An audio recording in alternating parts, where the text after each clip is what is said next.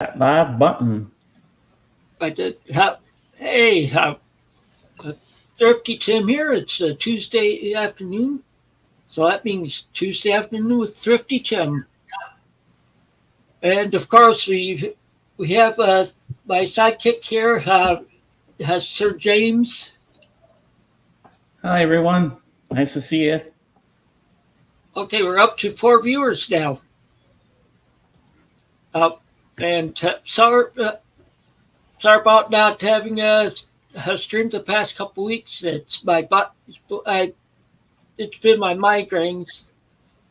Oh, hi, Mike. Hey, Mike.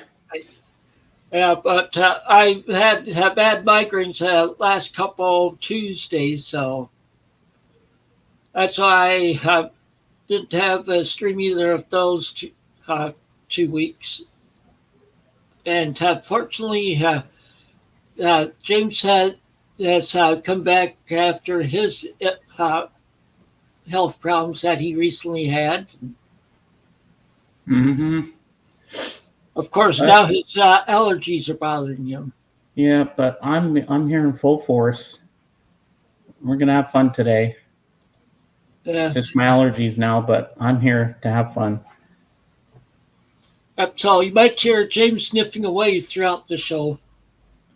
Yeah, I might be blowing my nose, getting up to blow my nose a few times and that, but I gotta remember, don't itch your eyes. Oh yeah, because that's bad. Well, I could. I'm waiting for my new prescription to come back in because my doctor has ordered me more eye drops. That's a good song, Mike. Yeah, I can't put eye drops in myself. I have to have someone do it for me because It's been like that, but I have started doing like the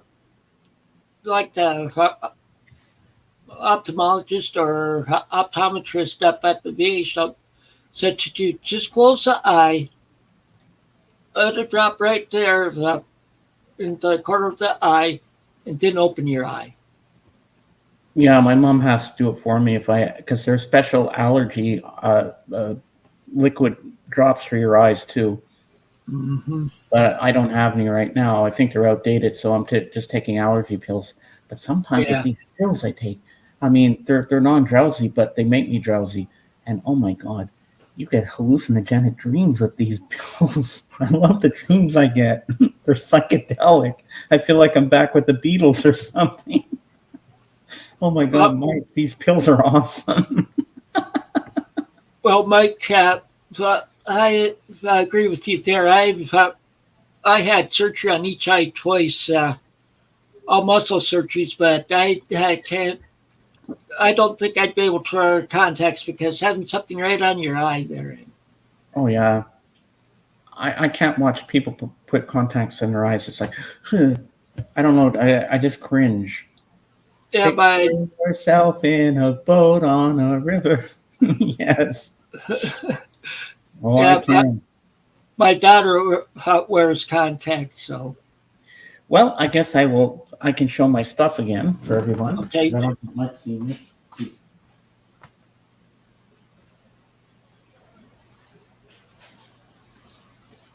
Yeah.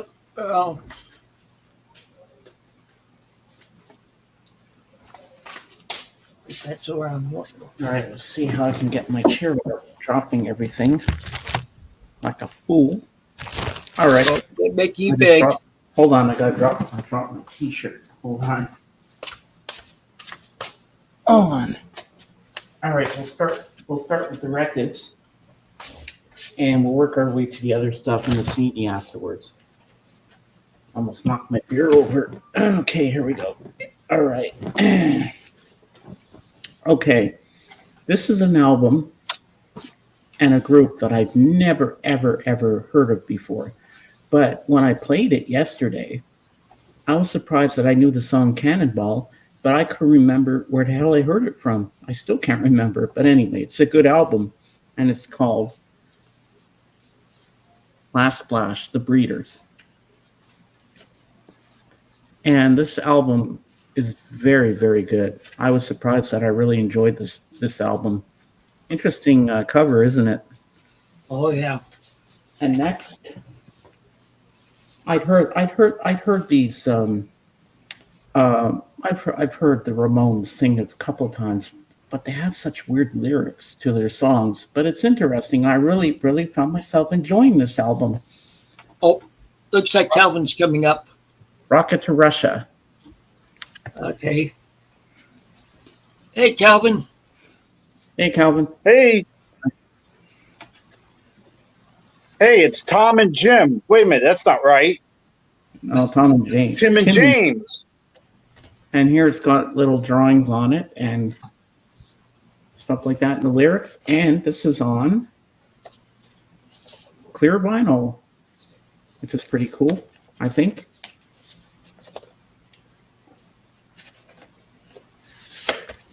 And next we have a T-shirt. He got this from a record store that he goes to that has punk rock and stuff. And if I can get it to show right, can you see that? Okay. Yep. Yep. So this is Crash Bang Boom record store. And here's a whole bunch of stickers and stuff. I'm not going to open that. I don't feel like going through all that. And he got me a graphic novel, The Best of Picard, Star Trek. So this is pretty cool. It's got some really great drawings in there.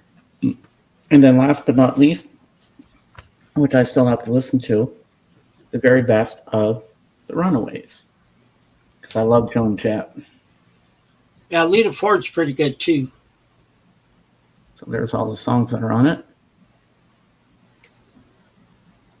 I'm not familiar with the other ones, but I know Cherry Bomb. All right, you make me small. Okay. Hello, Daddy. Hello, Mom. I'm your Cherry Bomb. Yeah, that's in the movie RV also with Robin Williams. Yeah. Yeah, neither of you guys been on for a while. I forgot you guys' names. Well, that's why I subtitled this "Not Dead Yet." I thought for a second Tom and Jim wasn't right, and then I remembered it's Tim and James. Yes, I had a scary moment, Mike, but we're not going to go into that. Yeah, but they repeat the same lyrics over and over in the songs. I was like quite surprised, but that I really liked it. Because I'm not a punk rock guy myself, but I really enjoyed the album. But I really like the Breeders even more. I mean, that album just blew me away. I was like, wow. I never heard anything like it before in my life. But I did recognize the song Cannonball, Calvin. But I can remember where I heard that song before. I said, I know this song. Well, if I remember right, the Supertramp had done a song called Cannonball also. Don't know whether it's the same one or not. Yep. And we're going to have Jorgen with us, but he's going to be a bit late. Okay. So I don't think so. I think the Breeders wrote Cannonball. Well, their Cannonball. I think they wrote it, so I don't think it's a remake. And I was happy that James probably can look on the album. Probably says who wrote the song. Yeah, and I was happy that he sent me albums like bands I'd never heard before, and get me into new stuff I've never listened to. I like that. That was different. Well, of course, I knew the Runaways. That's the only album I really did know that I was getting, but he surprised me with the other two. I was like, oh, the Ramones, really? He's really trying to broaden my horizons, get my taste into other music genres. Well, and he did good because I was happy to have both of them. Yeah. Well, so, who's next for show and tell? I'll show some of what I've been spinning lately. All right, sounds good. Because, okay, I know the last stream I had was a country one. And like I had said, after it got done, I hadn't even shown half my country albums. But what I've been doing, I'm just alternating the spins. I'll have a country album, spin a country album, then I'll do like a pop or rock album. And it's like the pop and rock ones I've been listening to that I'll show up today. Here's one like I got James like, or no, here's about the other Canadian, Gordon Lightfoot. And I'm trying to remember. The Circle of Smoke song I really like on that one. This one I can throw the shrink wrap off of it.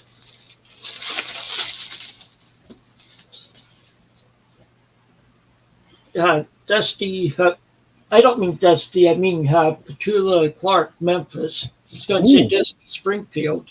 What songs are on that album? A lot. I don't really recognize any of them, but this was later in her career, so it's from like 1970. Because I like her song Downtown, and I like Don't Sleep in the Subway, Darling. Yeah, I have both the albums with both of those on. And here's, I did a mistake that happens easily a lot when you're digging like I do. Okay, this is the Commodores. I like some of their stuff, but this one, was supposed to have 3 Times Lady on it. Mm-hmm. I started playing it, didn't sound like it. That's because hey, George. With the label, I didn't look to see the title of the album. I mainly looked to see that I saw the Motown label and Commodores, and I didn't bother looking at the labels. I checked for warps or scratches. So that was something that happens when you digging out in the wild. Hi, George. Okay, this is Cher album from the 1970s. This is Bittersweet White Light. I like that album cover. Yeah, but what's the big hit on that one? But she didn't really have a big hit off of this one. She had one from the 2 other ones before this, but not this one. Yeah, I know the big one was Gypsies, Tramps, and Thieves. Yeah, and Half Breed also. Oh, yeah, Half Breed, yeah.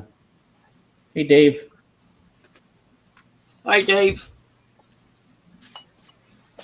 Oh, cool. Okay, this is Eric Carmen, Change of Heart. This is his second album. Of course, the song Change of Heart was it for him.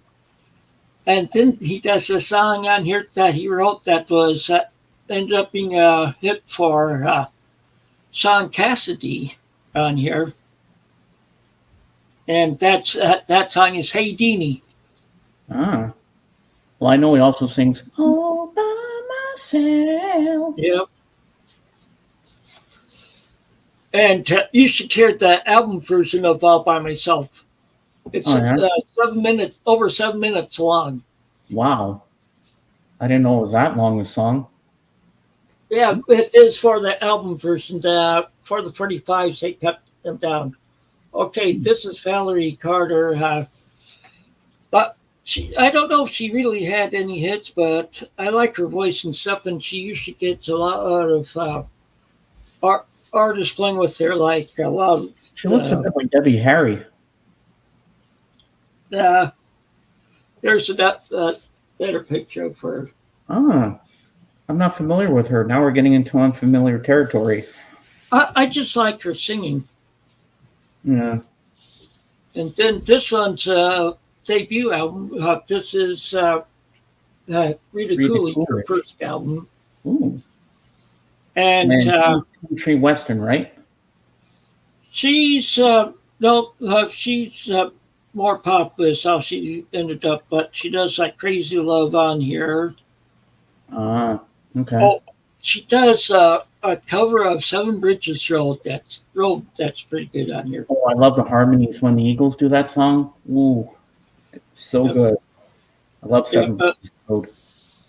and she does Born Under a Bad Sign on here, Mm. and I Believe in You, and Young Zeppelin song. Next is Keith Carradine, I'm Easy. Oh, I didn't even know him. I know he's an actor. I didn't even know he made an album. Yeah, he had a song, a hit from this one too. It's I'm Easy is the name of the song. Then there was a brother, Robert Carradine. Yeah, Then there was another guy that was his brother who played in Revenge of the Nerds, yeah. and the name escapes me. And here's Linda Ronstadt's Greatest Hits. Oh, I have that one. Is that Volume 1? Yep. Yeah, I need the one with Blue Bayou on it because I like her version better than Roy Orbison's for some reason. John Carradine, that's right, Mike.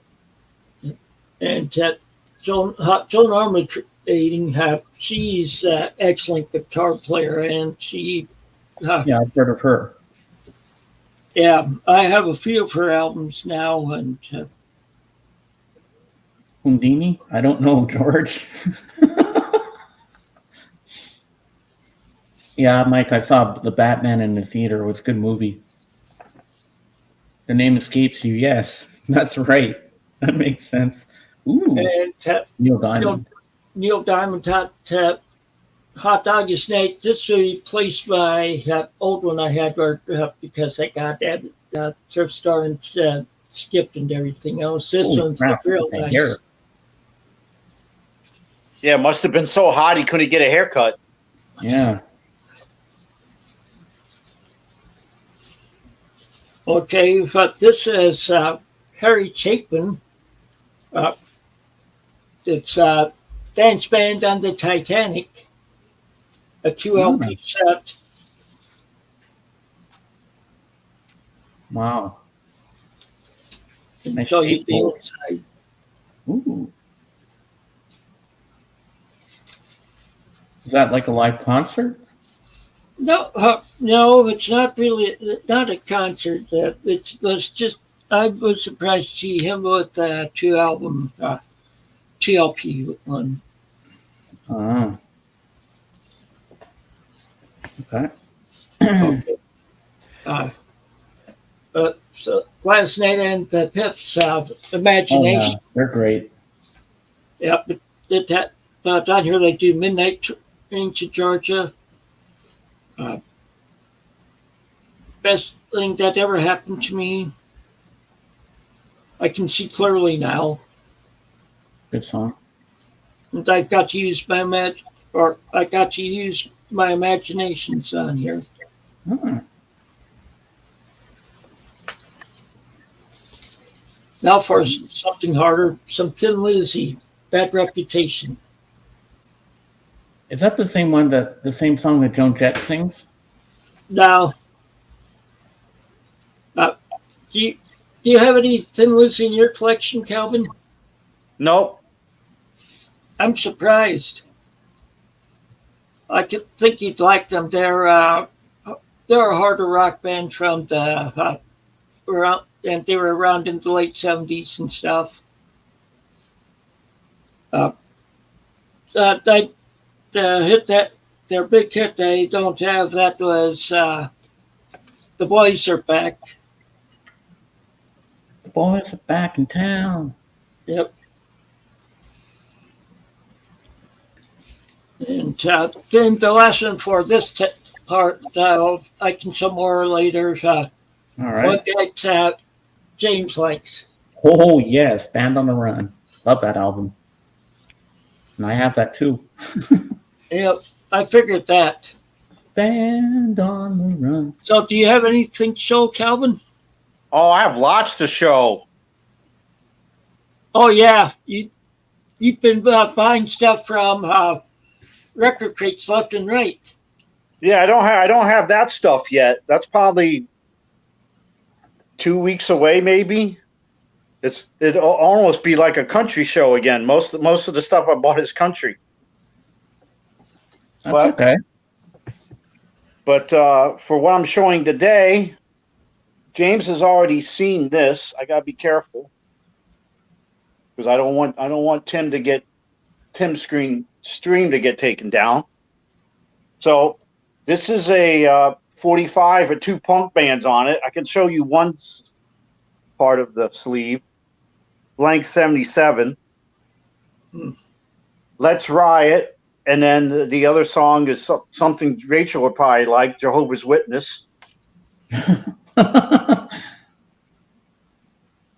And then the others, I'm going to show the 45. The other band is Quincy Punks, but I can't show the cover because it's offensive. So people want to see it. Obviously, you can go to Discogs or Google it. Google Quincy Punks and you'll figure it out. Plus the name of the song, you can't really say the name of the song either. Well, the first song anyway. Well, on here they call it Dumpster Diving, but there's more to the song title than that. Okay. And if I said the rest of it, then people would be offended. So again, you can look it up. And then the other song is Ashtray, and then that's just the they have both bands stuff on the same side, but each side is a different band, and then that's the other side. And then I can show you this, but I only can show you the top part because I don't want to show the lyrics because both bands cuss, so I don't want anyone to pick up the cuss words.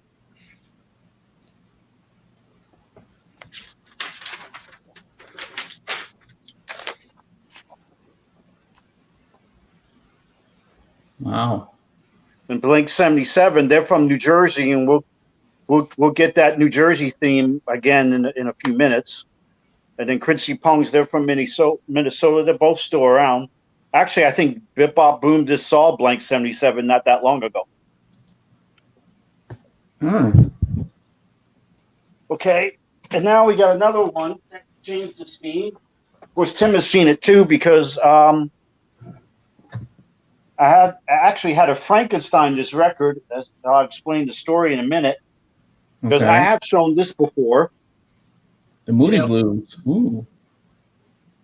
But, I bought this when it was still sealed, and I have 2 different record players.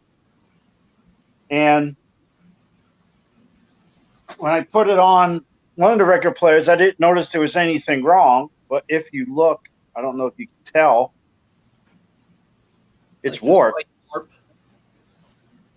It's hard to tell. So on the record player, jumping around. So if I put it on my other record player, my favorite song, The Voice, it doesn't play it. Soon as you, because it's the first song on side 1. As soon as you put the needle on it, it skips. So I said that's no good. I got to have my favorite song be able to play it on both my record players. So I had a Frankenstein, and I got another edition. And as it turns out, well, it's the same album cover, but I didn't show the gatefold. I showed on this. And as it turns out, you can guess what happened. I got 2 different pressings now. Oh wow! See, my favorite song by them is on that album too, but it's not The Voice. Yeah, it's the second song. Gemini Dream. Yeah, I think that's the second song. Gemini Dream's good, yeah. Oh no, it's not. It's the third song. Second song is Talking Out of Turn. But anyway, this is the better version, and this is let's see. Where's my notes? Yeah, I see it's on the Threshold label. Yeah, and you can tell what pressing it is. If you look, you probably can't see it.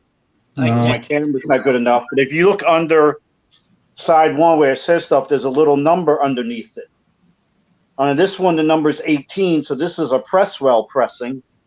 And the other one is number 72, and that is a PRC Richmond pressing.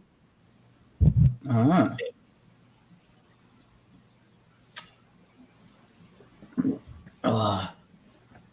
So now we got to some stuff I hadn't shown anybody yet, other than me.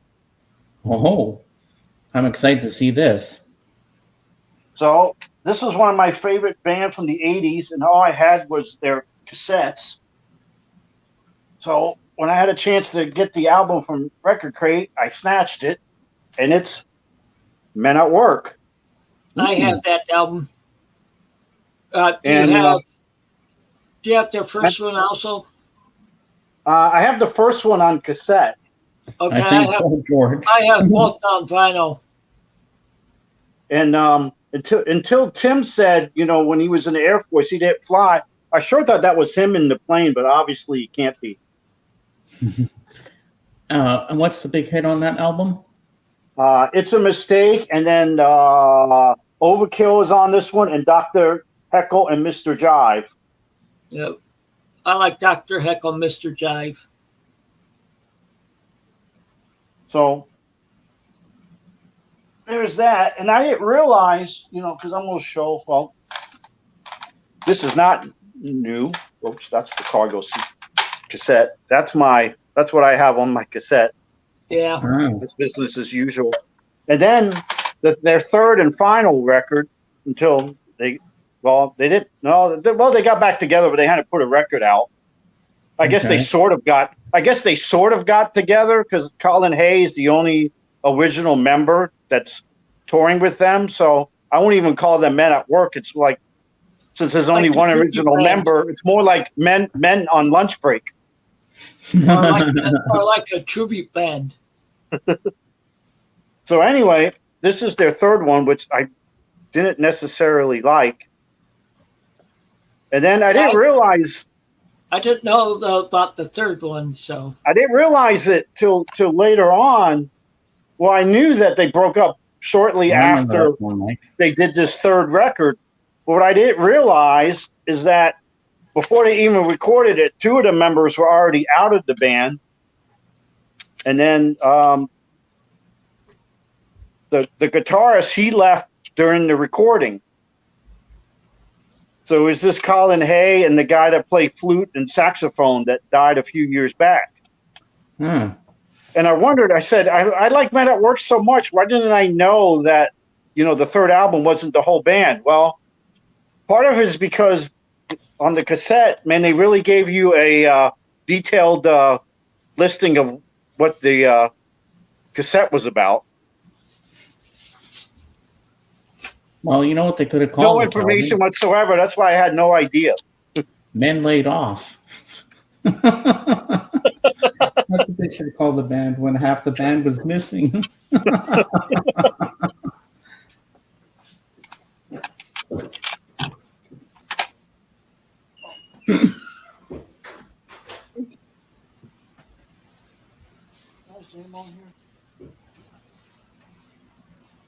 think it's probably on the sleeve. Yeah, because the guy that died is Greg Ham. Okay. Which is oops. That guy. Ah. And then that's the lyrics. Oh. Okay, now. No, let's jump to cassettes. Let's jump to cassettes.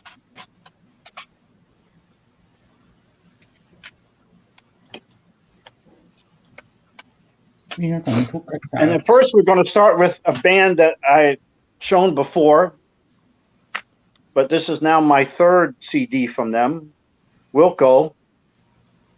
Okay. With Summer Teeth. That's an interesting title.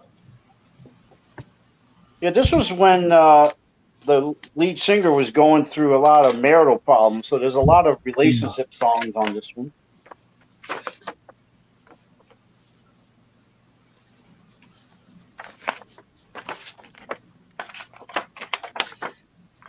And then along with the album, you get 3 bonus tracks. Well, they call it 3, but interesting enough, one of the bonus tracks is called 23 Seconds of Silence, and then silence in parentheses. And it's a very appropriate title because that's what it is. It's 23 seconds of silence. Dead space, 23 minutes of dead space, huh? And then the other 2 bonus tracks, you get Candy Floss, and then another version of A Shot in the Arm, which is one of the better songs on here to go along with the title track and Can't Stand It. I like it a lot. I don't like it as much as Yankee Hotel Foxtrot, but it's very good. And then, unfortunately, I got this CD a little late, but it's New Country. Ooh. New Country? Which really isn't, what year is it? Oh, I can't see it. 1992. So when it was 1992, it was New Country. It's not New Country now. Yeah. Nope. It's old country now. Yeah, because when you got Alan Jackson chasing that neon rainbow. You get Dwight Yoakam, Dolly Parton. Of course, I don't know why she's on here because she wasn't even New Country when this came out. Aaron Tippin, Mary Chapin Carpenter, Travis Tritt, Kentucky Headhunters. I showed them on the country show. Tanya Tucker, Ricky Van Shelton, Kathy Mattea, the Nitty Gritty Dirt Band, Hal Ketchum, the Judds, Diamond Rio, Eddie Rabbit. We'll talk about him again in a minute. Forrest Sisters, who I don't even remember. Song's called Men. I do remember the song. I didn't remember who sang it. Vince Gill, Pam Tillis, Randy Travis, Tracy Lawrence, Patty Loveless, Brooks and Dunn. And this is Brand New Man. I didn't realize how good that song was. I had to investigate Brooks and Dunn more because I really dug that song. Yeah, and their big hit was Boots Good Boogie. And then we got Emmylou Harris, Highway 101, and then Hank Williams Jr. See, I really like basically doing the Monday Night Football theme. Yeah, I really like Emmylou Harris. Is it the Monday night's a good night for football? Is that it? I think he changed the words for the football, but it's basically the song. All my rowdy friends are coming over tonight. Okay. And it's a 2 CD set. And of course, like I said, one of the punk bands, Blank 77 is from New Jersey. That's one of the reasons why I got my Rutgers hat on. But another reason is I picked up as a Bargoon. AT&T celebrates New Jersey.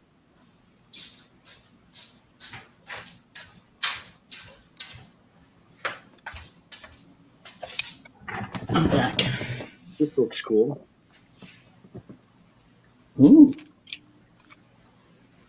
And on here you get Kool and the Gang. They were from Jersey City. Oh, I love You get Looking Glass, Brandy, You're a Fine Girl. Well, that's a great song. And guess what? Guess what university they met at? Rutgers. Ding, ding, ding, ding. Very good, Tim.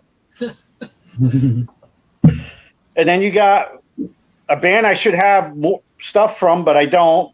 The Smithereens with the song A Girl Like You. And then we got Surface, which I really didn't remember them. The song was Shower Me With Your Love.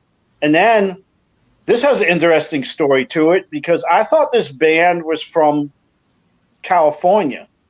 So they happen to have, they're still around, mainly known for one hit, but they're still around. And and they have a Facebook page. So I went ahead and messaged them, telling them I had this CD, and said, "What is your connection to New Jersey?" And the band is Tommy Two Tone. Oh, okay. And of course, we know what the song is: 867-5309. I remember that song. Yeah. And Doc is the two guys that are still together with them is Tommy Heath and Jim Keller. And Jim Keller is from New Jersey, so that's why they ended up on this CD. Wow. And then we got Count Basie, who's from Red Bank, or was from Red Bank. Then you got the Joey D and the Starlighters with the Peppermint Twist. Yeah, right, Mike. Frankie Valli and the Four Seasons, Big Girls Don't Cry. Good song. And then this is a stunner because I didn't realize. Well, actually, he was born in New York. He was born in Brooklyn, but he was raised in East Orange, New Jersey, and that's Eddie Rabbitt. Okay. And this one has Driving My Life Away. Then we got the Bongos, which I never heard of before. They're from where are they from? Hoboken.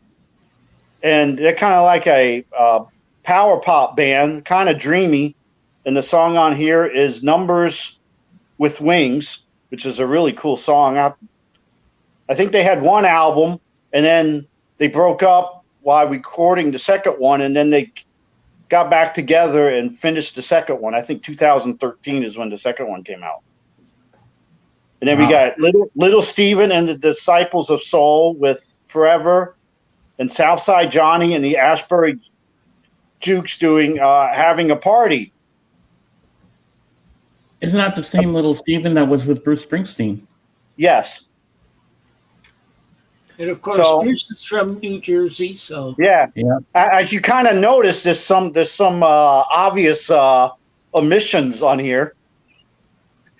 Obviously, Bruce didn't give them the rights to put a song on here because there's no Bruce Springsteen, no Bon Jovi. And my favorite band from New Jersey, there's no Monster Magnet. But still pretty good. Do you need to take a bathroom break, Tim? No. Because you probably don't want to see this. But it's rap. It's the Beastie Boys. Hello, Nasty. Oh my God. It's rap, Tim.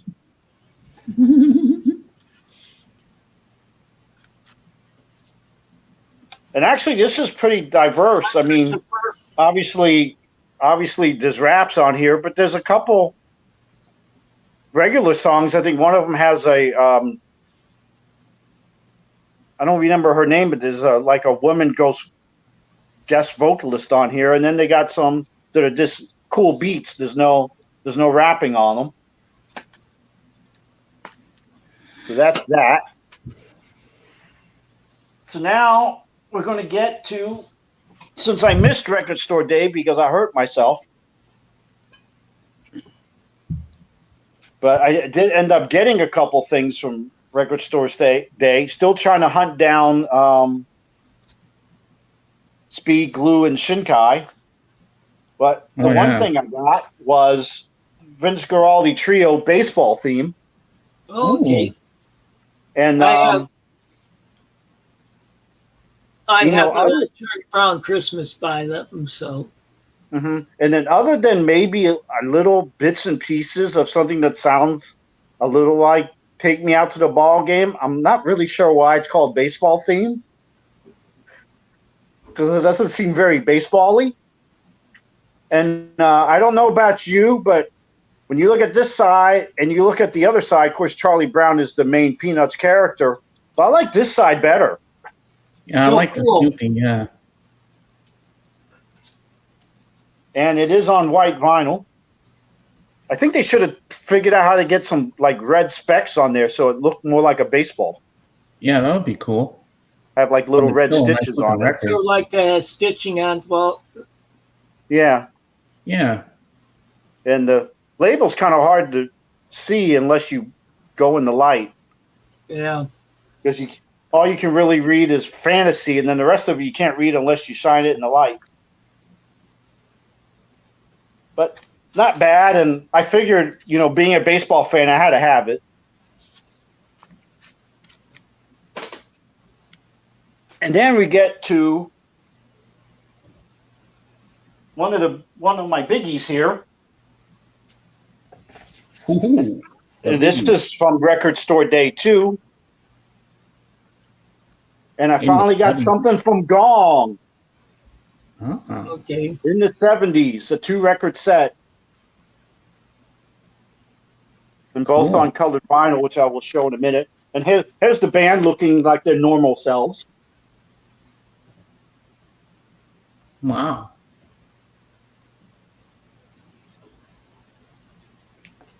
I don't have anything by Gong. I haven't run into any of their albums during my digs. And then here's the first one. And funny thing is that this was the first time ever I bought a record and I couldn't get the silly things out of the sleeves. I ended up ripping one of them a little bit. Because I didn't think about trying to wipe the record down when it wouldn't come out to try to get the static off of it. I just kept forcing it out. Oh, wow. That's nice looking. I like that. There's that. Tim, highlight Christopher's comment there. Gong is great. Yeah. And then here's another picture of the band looking like their normal selves. Okay. I've heard plenty of people. Don't they look normal, James? Yeah. They do. Well, let's hope they're normal people. They could be whack jobs for all we know. Who knows? Look what they're wearing. That's not normal. I was saying that tongue in cheek.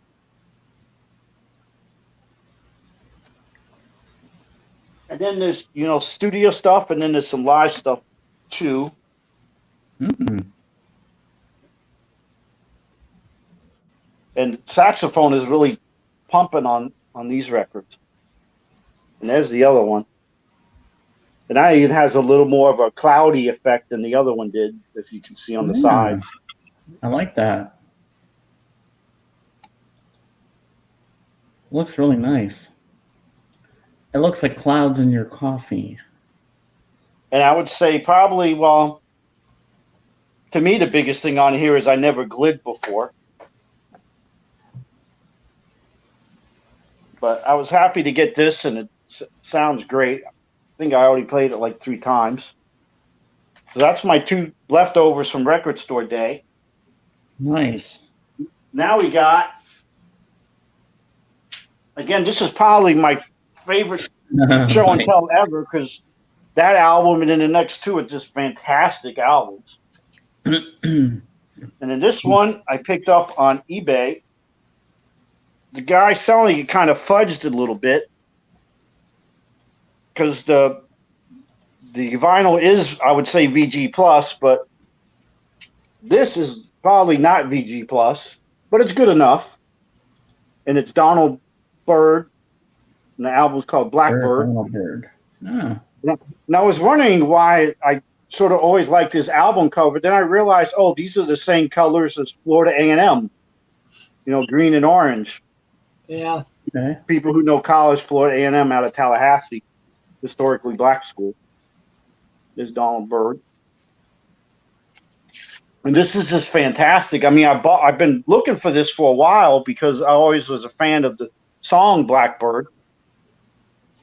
Because he started out as bebop, but he later branched out into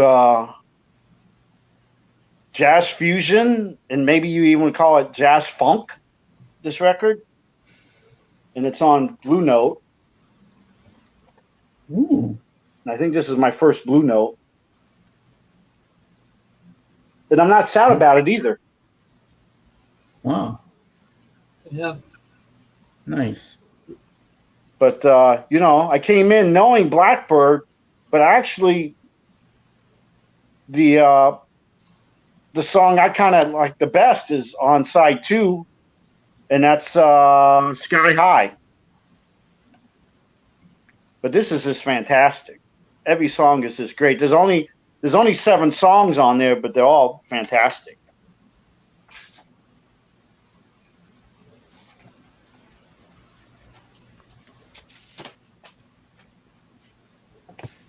And then to end at least this, unless I do my weekly segment later on, because I am prepared for that. And I've been talking about this band for a while, and this album is now, I would say, I guess a little over a week old. You guys are probably sick of me talking about them, but I finally got them number 1 off my list for my 2022 list. And here we go. We finally got Tank and the Bangas. Wow.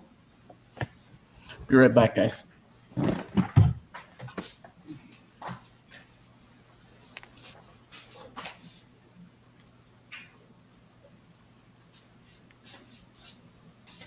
then they had a version that was all red vinyl, but I went with the basic black.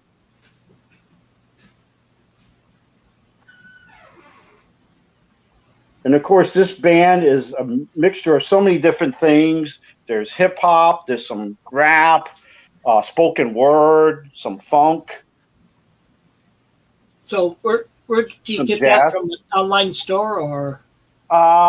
Actually, I pre-ordered it from Record Crate, and then his distributor sent it out to me.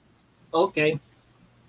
But yeah, I pre-ordered it, which kind of stunk because, you would think there would be some advantages to pre-ordering it other than knowing that you're going to get the record. The store's not going to sell out. But the record came out on a Friday, and I didn't get the record till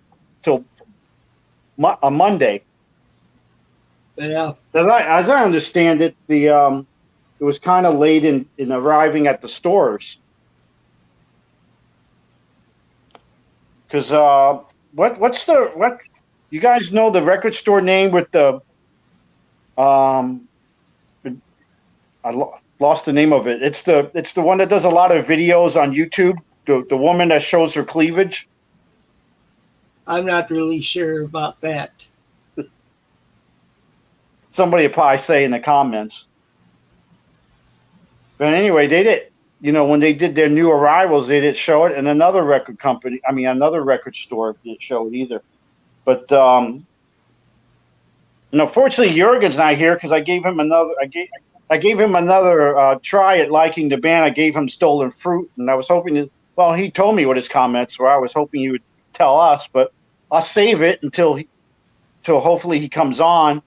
But Stolen Fruit's a great song, and then at the beginning is Wayne Brady. Not Wayne Brady. What's the guy that did that comedy show? Whose line is it anyway? Yeah, Wayne Brady. Yeah.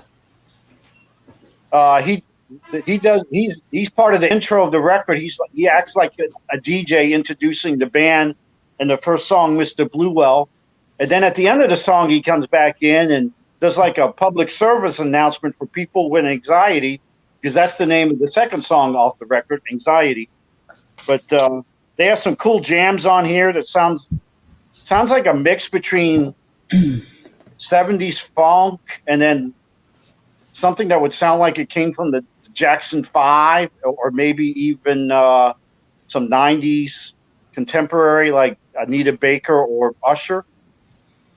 So they do all kinds of things on here. There's some harder songs that they have one song with a rapper, Big Freedia, called Big.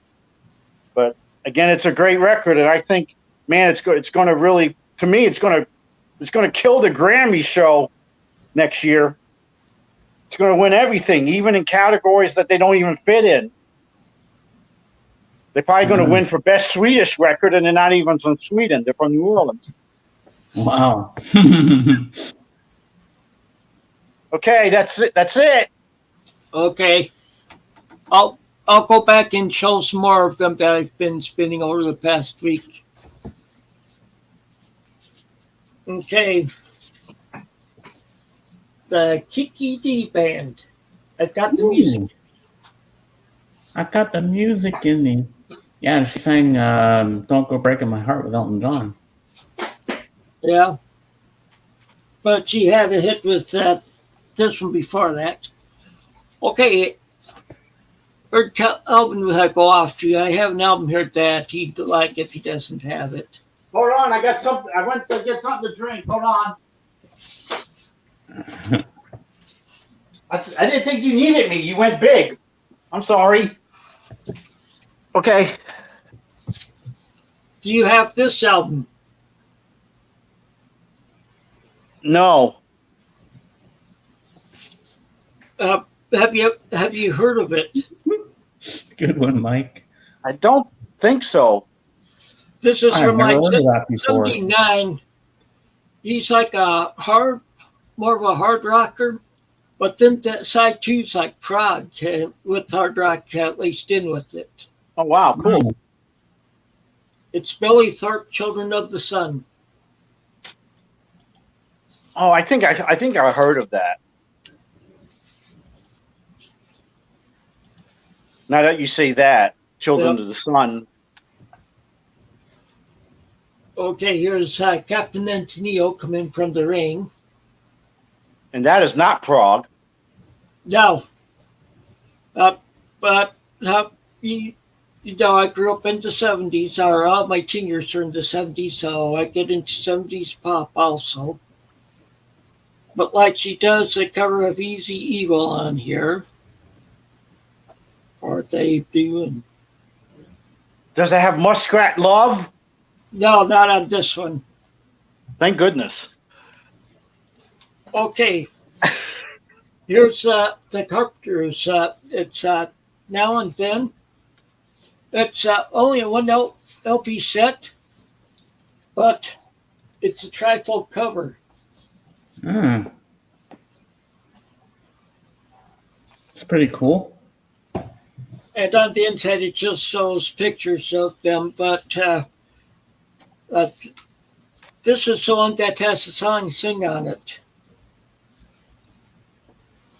And where is that listing now?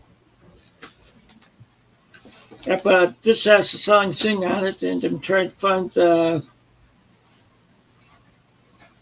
Nope, don't see it on I here. like the mic. That's pretty cool. And side two, they do sort of like it's like they're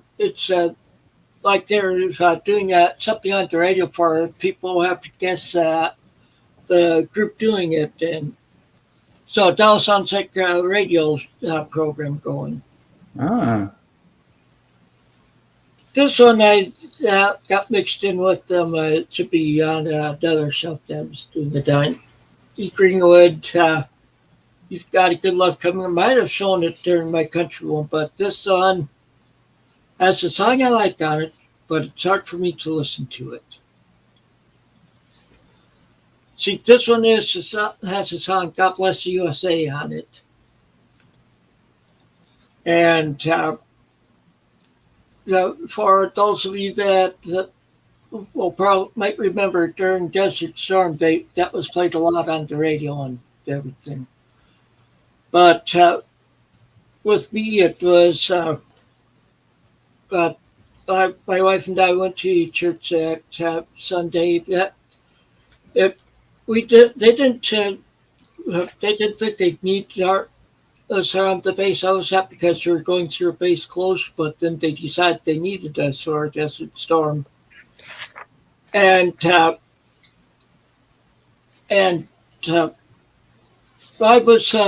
went a few days later than most of them from my unit because I had to escort a big shelterized computer system down there. I had to escort that, so I went a few days later with that. And but anyway, my wife and I were at church, and there was somebody singing this song there, and it was just happened to be when the jets were taking off from the base it was at to go down to the Gulf. The song is "God Bless the USA." So it's just hard for me to listen to it because it takes me back, remembering that there I am having to. It takes me back to memories from during that time, especially being away from my wife and son that long. Yeah, I can imagine. And here's the Carpenters' Passage. And they cover a song done by a Canadian group on here. The group just happened to be that the song was written on the first album by Plateau. And the song that they cover on here is "Calling Occupants of Interplanetary Craft." And they also do the song "Sweet, Sweet Smile" on this one. Yeah, and I heard Klaatu was supposed to sound like the Beatles or something.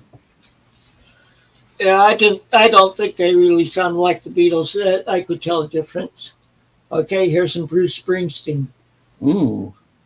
Born to Run. And where is he from, James? New Jersey. Joycey. Ding, ding, ding. Joycey. And he likes his hot dogs and coffee at the corner store.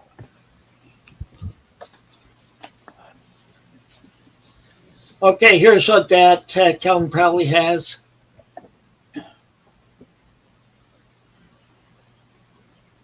No, I don't have any Robin Trower.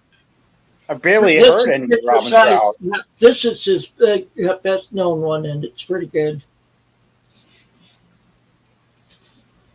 He's it's been more of instrumental type stuff and like prog and stuff.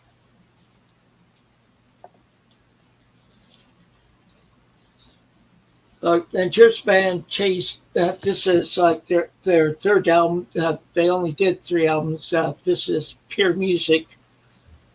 I know I have the first album. This is the third one. I can't remember whether I have the second one. They're pretty much like a horn rock band from the 70s. They must have not been a very good band if they only did 3 albums. No, the reason why is they plane crash. Oh, okay. Jorgen. Hi, Jorgen. A lot of good bands did very few albums. Yeah. And here's Styx's debut album. Ooh, this is the original pressings that came out on the Wooden Nickel label. Wooden Nickel. Yep. And, because RCA had put this stuff out, they had cheesy covers and stuff on them. But they didn't really have any hits off this one, but my favorite song off this one is "Quick as the Beat of My Heart." And that's the one with the other guitarist. Tim, put the link out for Jorgen. Jimmy Young wasn't in the band yet. I think. No, it wasn't James Young. It was Tommy Shaw wasn't in the band then. Oh, yeah, that's right. Yeah, wrong person. Yeah, Tommy Shaw. See, Tommy Shaw didn't come into it until the tour for Equinox. Ah. And okay, and here's okay. This group's big hit isn't on this album, but this is the Stories. I think it's their debut album. It's self-titled. They were like a pop rock band from the 70s. I'm trying to remember the one song that was a big hit of them. Oh, Brother Louie was the name of the song that was it for them. And just look it up like on YouTube and you'd be able to hear the music. Okay, another Styx album, Cornerstone. See you later, Mike. Oh, bye, Mike. This is Cornerstone. The neat thing about this, look at the back on here. Oh, wow. It's like a map. Yeah. Or like a satellite or something. Yeah, but this is one that has this has Babe on it, and I remember other hits on here.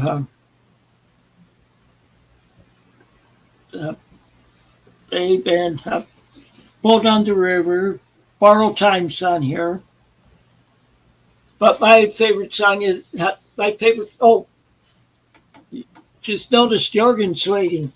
Hey, Jorgen. Hello. But my favorite song on this album is Love in the Midnight.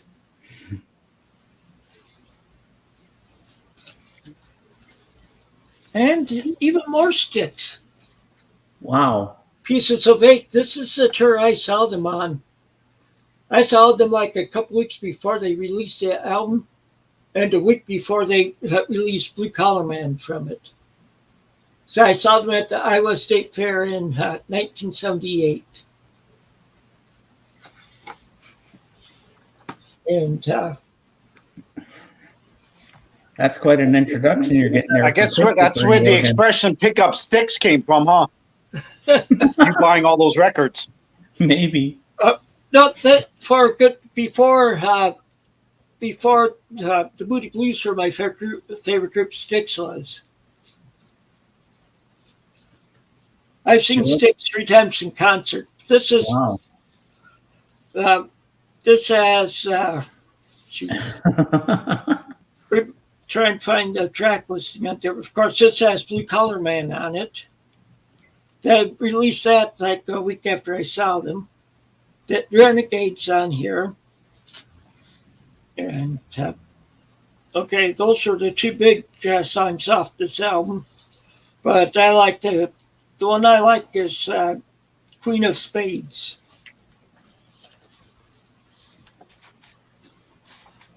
About to get this back into the cover.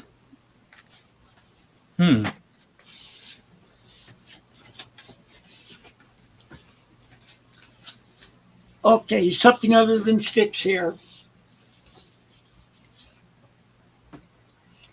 Danny, you know who this is? Nope. Unfortunately, I think I do. It's America. Who do you think it is? I think it's one of my least favorite Genesis records. No, it's not Genesis.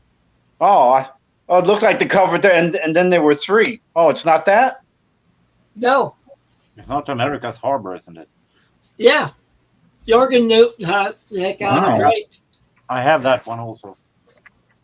Yeah, and this one is the one after was it Dan Peake left because he started doing Christian music. So it was just 2 of the originals left on this one. But see, I have around all of America's albums, so, or at least all their 70s stuff. And they're the one same that band left early. Is he the one that's deceased? Ah. I'm not sure about that, but I know he started doing Christian music. Because I know one of the members have passed. Yeah, I'd have to look to see. And okay, and this one is a guy I've seen in concert before. A lot of people, when they see the name, they say who, and because not many people knew him, but he had a couple hits in the 70s. The big one is Blue and Blue. His name is Michael Johnson. Not sure whether this is his debut album or which, but saw him at festival that they used to have here in Rockford, where they had several stages along the Rock River, and he was at a smaller one. I think my voice is starting to go now. Uh-oh. And the last one I have is this one. Ricky Lee Jones. I know that album. I've seen that, but I've never heard it. Yeah. The hit off it is Chucky's in Love. Yeah, Chucky's in Love. Okay, that's all I have. Do you have anything new, Jordan? Yeah, I actually do, for one. I think that James has seen this. I assume that Christopher also has seen this. I showed it on the dog stream, but I can show it again for the rest of you. I have, as many of you know, I got some free records by a friend of mine, and I have the vinyls. The full-length vinyls are still unsorted, but I have finally gathered which of these I will keep. This is a without sleeve Swedish jazz. Okay. Keep that one. We have Hootenanny Singers, a band which starred Bjorn from ABBA. Okay. As you see here. Before ABBA, way before ABBA. I thought you were going to say Henchy. No. He grows very fast. Elvis, Kiss Me Quick. I will keep for Kiss Me Quick and Judy. I think those are really great. Okay. Noel Harrison, Windmills of Your Mind. Never heard of him. Singer-songwriter style. Yeah, I have a lot of singer-songwriters that from the 70s. That's one of the genres I really like. Yeah. This is Carla DeVito. Tim Smith had informed me that she was singing with Meatloaf. This is way better than Meatloaf. Yeah. I think one of the reasons is that... and of course, Meatloaf's dead now. Yeah, but this was 1991. I don't. Meatloaf's pretty good with tomato sauce. Yeah. No Jim Steinman involved. I think that is why it's so good. Yeah. This one I will keep because of the B-side. You always be the one I love. I think that one is great. Even for Nelson Riddle arrangement. Even with it being Frank Sinatra. I have no problems with Frank Sinatra. What I have problems with is Nelson Riddle's arrangement and orchestra. I think they are very not big bandish enough for me. But I think that this one I made real good. Yeah, I like Frank Sinatra. So, and I also like Tony Bennett, and I have some Mel Torme. I actually got an Art Tatum trio, and it would be foolish of me not to keep that one. Julie Covington, Don't Cry for Me, Argentina. Okay. Natural. Well, on the Carpenter's album, myself, they do that song on it. I have, of course, this album also. This one I will keep because I have both singles separately, but I will keep it because it's so unusual. Chiquitita with ABBA, Backside with Bee Gees, Too Much Heaven. Oh.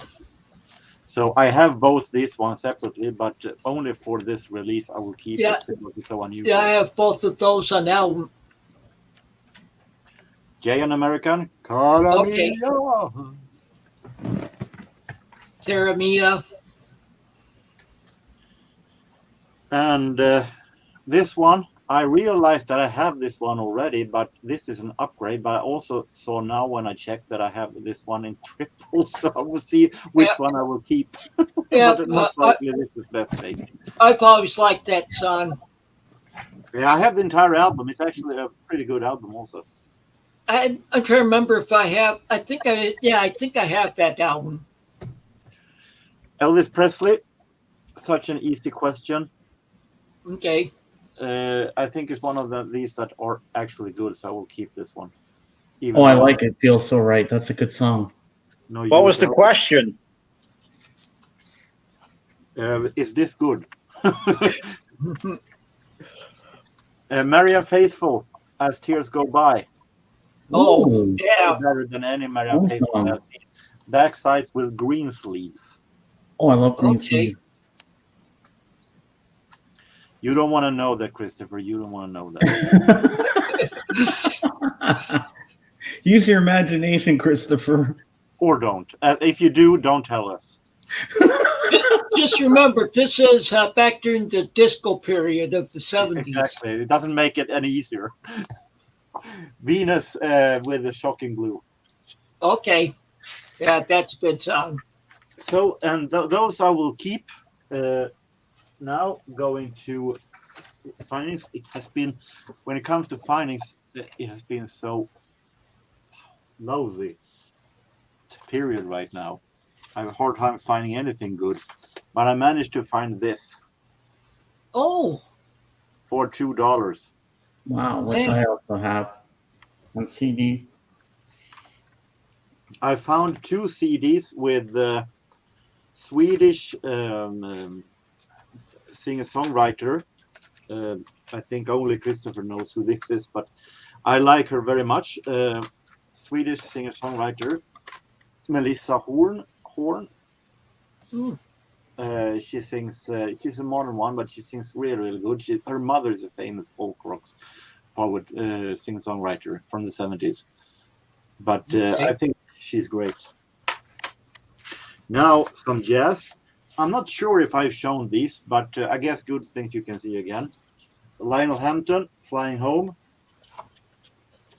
This is actually a concert that is have a more famous release.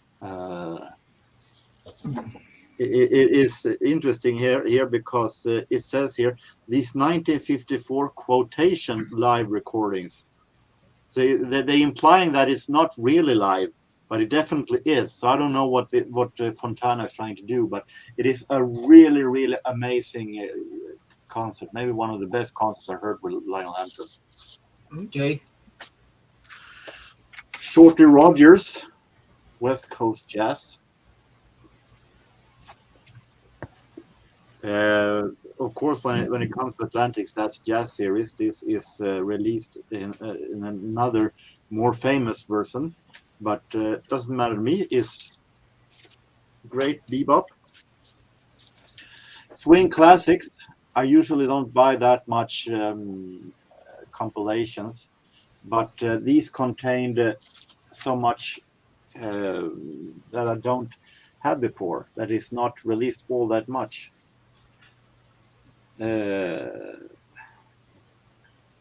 No, Christopher, no. And I listened to it yesterday. It was a pretty good album. I will keep it, but it was to be called swing classic. It was pretty slow, but it is actually good. This is Swedish radio personality Bertil Perolf, and now I hear Christopher laughing, but this is summer music, really summer style, and I do enjoy it. Listen to it.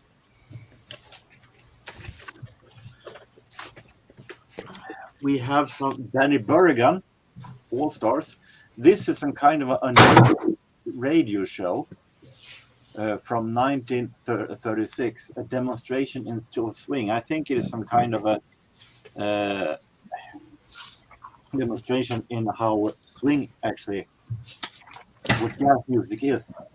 And Benny Bergen's All Stars, with Teddy Wilson also included, is some kind of an example player. They play a couple, but you can see his talk here, and it's going to be very interesting listening to this very special, unique radio show. So is it from 1936? No, the recording, not the album.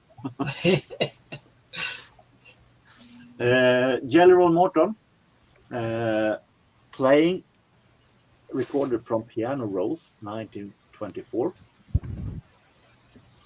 Piano solos. I have an album with most of these, but there were 3 songs I didn't have, so I'll keep it. And another one of these Verve series, Jerry Mulligan, Verve Jazz. recording from 57 to 60.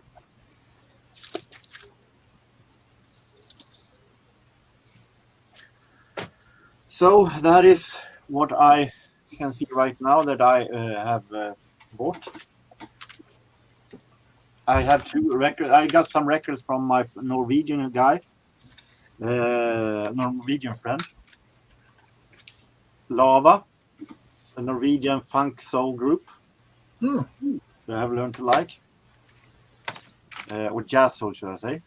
This is Norwegian group Tomboy, 80s band that I got. He is giving me a whole lot of Norwegian music, and he gave me this. That's a great album. Yeah.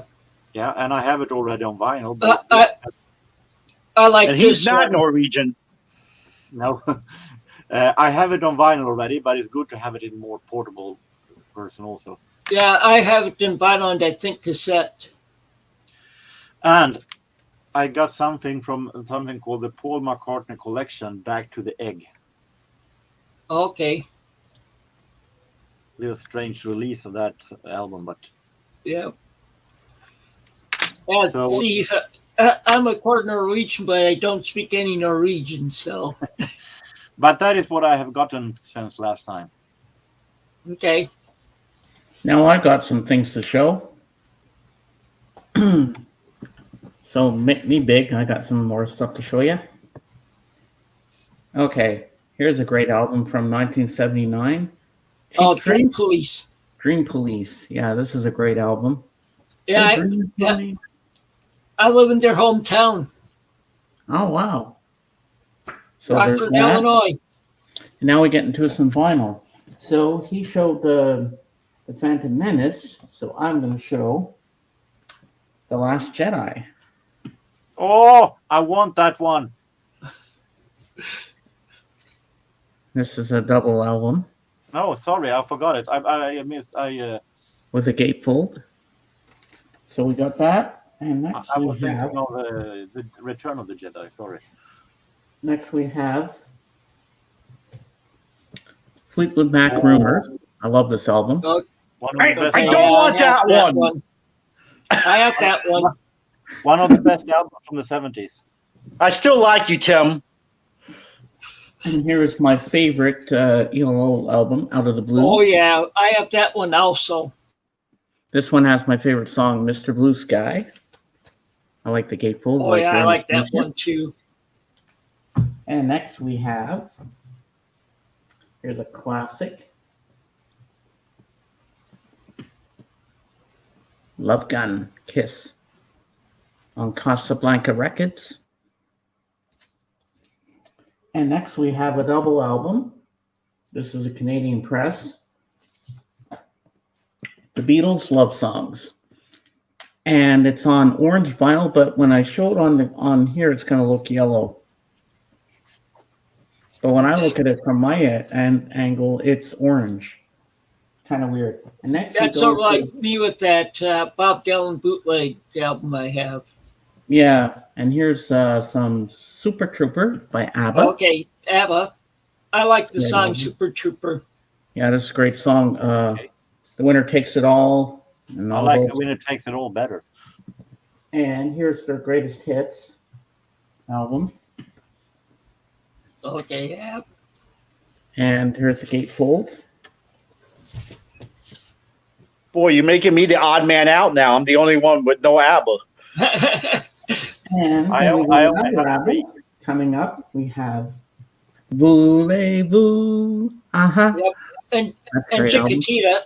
Yeah, Chiquitita's on here. And then we go a little Barbra Streisand. Wet. I don't have that album of hers. And then we have two more.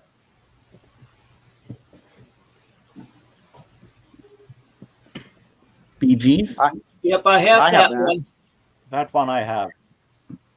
And this has Tragedy and Too Much Heaven. Yeah, I've always See? liked Tragedy. Oh, Now let we me can show do the that in a gatefold. future episode. We all have that album. Yeah. But it's a great album, no doubt. And then last but not least, great album, classic, Breakfast in America. Supertramp. Jurgen? I have both on CD and vinyl. All right, you make me small. That's everything. Boring. Okay. That's everything I got there. Okay, Jurgen's the odd man out on that one then. Yeah, I think Supertramp is dreadfully boring, unfortunately. We got 3 breakfasts in Americas. When Jurgen overslept, he went right to lunch. Exactly. Okay, so have you watched any good movies lately? I actually watched a movie during Easter, A Dog's Purpose. If you heard of that, with Dennis Quaid. What's the name of it again? A Dog's Purpose. Oh, no, I haven't really heard of that one. Movie. Oh, I've seen that. Lasse Hallström has made it, the man behind Gilbert Grape and so. And it's about a dog that gets killed by the dog catcher, and he gets reincarnated in different kind of forms. You can follow him from the 50s and all the forward when he reincarnates to different kind of new owners all the time, and he's keeping his thoughts from the beginning and you can follow him until the end. And I'm not going to spoil, but it's a very interesting ending. It was actually, I'm not drama fan, but it was actually a pretty good movie. Yeah, and Calvin, I've been watching some black and white movies, streaming some. Like I saw one with John Wayne, and it's not a Western. It's he's like Air Force or something like that, flying. I think supposed to be flying up to Alaska or something like that, but had troubles, or they crash landed like pretty much in the middle of nowhere in Canada, like on a lake or on an island along a lake or something like that. There, it's called An Island in the Sky.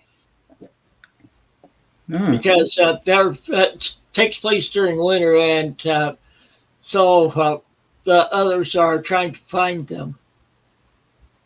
I don't think I have that one. Yeah, but it's not a Western. I'd never seen it before, and I'd like to find that one. Another one I watched is like on Grit. They were showing like Jimmy Stewart movies like on Friday or Saturday because it was his birthday or something like that. And so seeing watching some Jimmy Stewart westerns. Wow. And I have a recommendation for you too. It's on Paramount Plus because I'm in Canada. I can't get it, but JJ put it up on his Plex thing that he shares his account with me. It's called The Offer. And episode 7 is coming up this week, so he's going to upload that on Thursday for me. And it's a drama based on true events of how the Godfather movie was made. And it is fantastic. And I highly recommend it, The Offer. Well, James, I understand that JJ made an offer, but what's the name of the movie? Well, The Offer. That's his goal. Seriously. Well, speaking of Paramount Plus, I watched a movie off there to a new one that they released just on Paramount Plus. It's called The Lost City.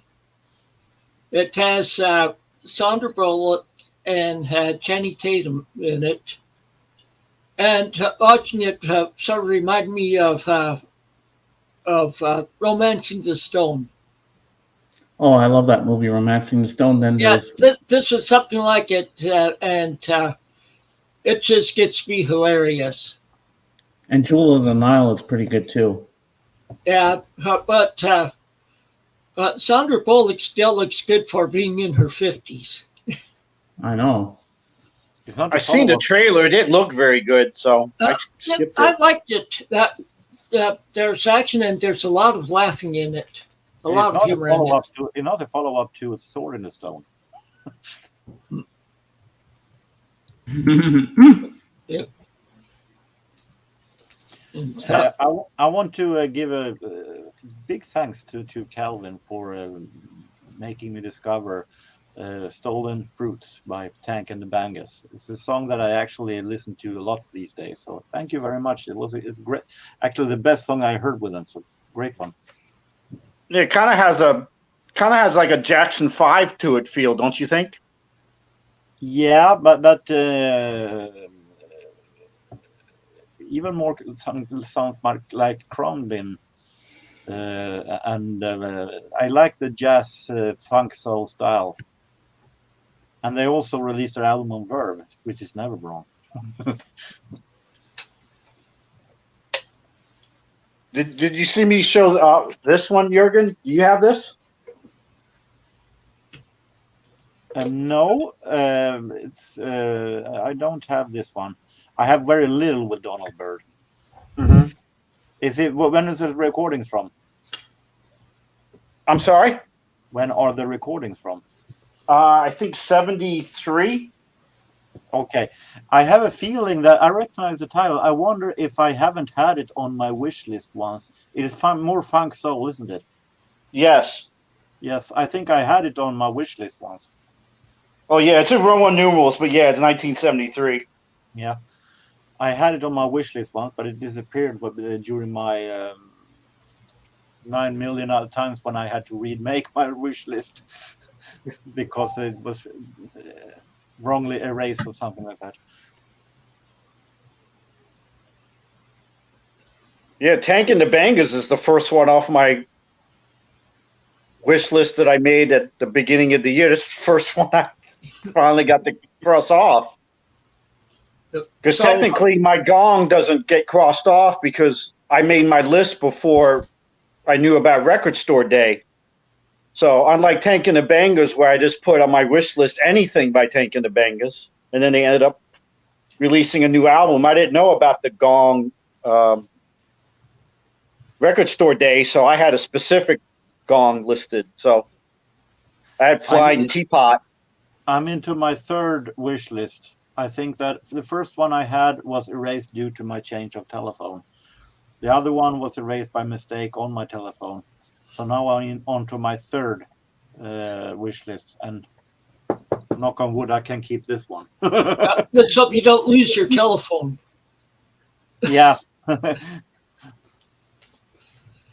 So, Calvin, are you going to do your little segment here? Oh yeah, definitely. I've been holding it back because it didn't make sense to do it during our country show. And then I was kind of out of commission before the country show. So I've been hanging on to this one. And, I have a lot of strange stuff in my collection, which some people may not like. And I know James had a lot of fun with my sex record. But since a lot of people don't like the kind of music I have, so I figured, a lot of people think my music sucks. So why not? So I think it's time to suck. And the band is named Suck. They were going to name it something that rhymes with suck, but they figured if they did that, they wouldn't get anywhere. Yeah, they figured they'd be censored. But they really didn't get anywhere anyway. This was a band out of South Africa that kind of started the first rave of hard rock in South Africa that was called the Big Heavies.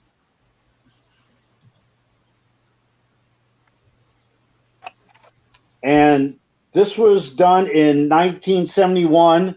It took a whopping 6 hours to record it. The band was only around 8 months. Because, obviously you had apartheid going on, which didn't necessarily affect them in the sense of the way they treated black people, but they were still very strict society, and they were kind of like rebels in their music, and they when they had concerts, a lot of times the venues were destroyed or they destroyed their instruments So they kind of got banned in South Africa and couldn't travel anywhere. So they recorded this album and then couldn't really promote it. So they broke up at about 8 months. And it's a hard rocking album. The only original song they on here is a song called The Whip. But you probably recognize a lot of these other songs. They do a couple covers from Grand Funk Railroad. They do Sin's a Good Man's Brother and Aimless Lady. Then they do the King Crimson classic, 21st Century Schizoid Man, Donovan's Season of the Witch, Into the Fire, which is Deep Purple, Elegy, which is Coliseum. And I'd Be Creeping was what was the band's name? The guy that ended up in Bad Company? Free. So it's a really rocking item. It's almost like you don't even realize that they're doing covers because the songs sound so good. It sounds like their own. And then then it came with a 45, which now I suddenly lost. Oh, here we go. And this is a Black Sabbath cover. This is War Pigs. Oh, yeah.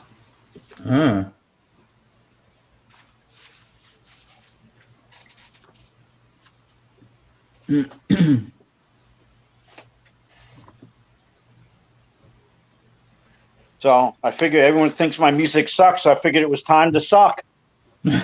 I think you should make Calvin bigger. Yeah, I forgot you there. That's all right. Yep. Okay, that's it. Okay. Make him bigger now when it's finished. Yeah. Been waiting for him to start picking his nose, and I make it big. And Calvin didn't cry this time. Yeah, it's kind of hard. The album's kind of hard rock, and some people call it acid punk metal. It's really good. You should check it out. So, James, how is the book you've been reading?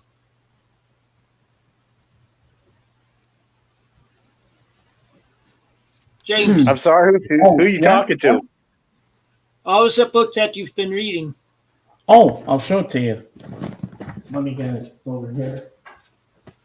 Yeah, I figured when you're talking to me, I only look at pictures. Yeah, I figured that with comments you made on some of my BookTube videos. Yeah, I'm a math major. I don't read. You want to make me big?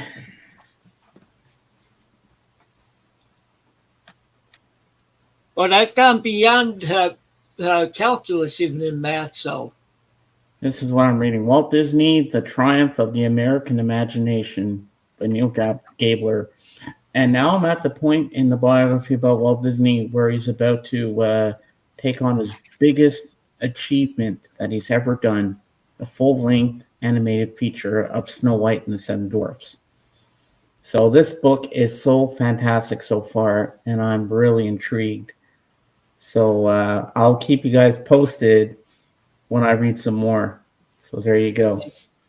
I hope I don't spoil it for you, James, but he dies. No kidding.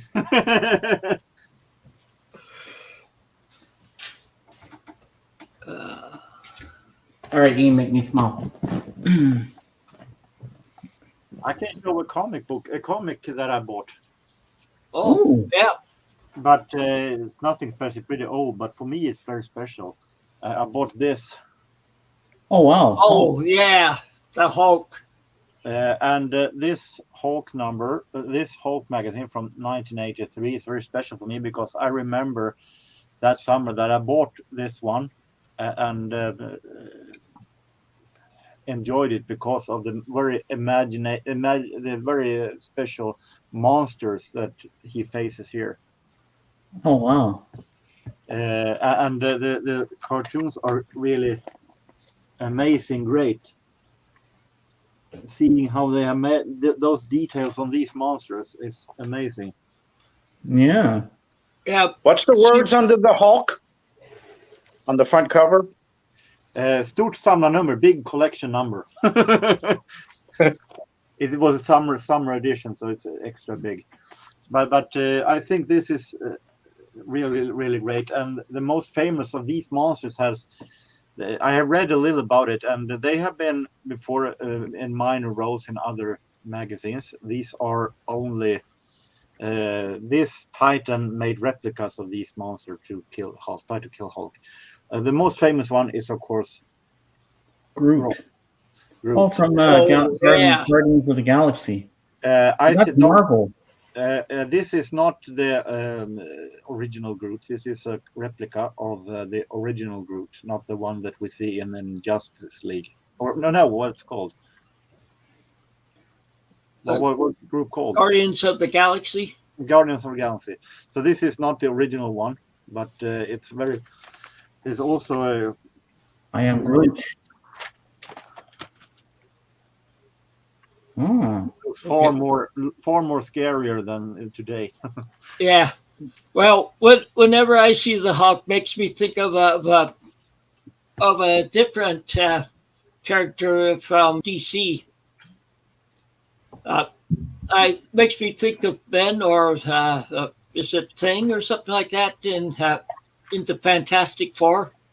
And they have faced a lot of the one that turns into rock. Because in the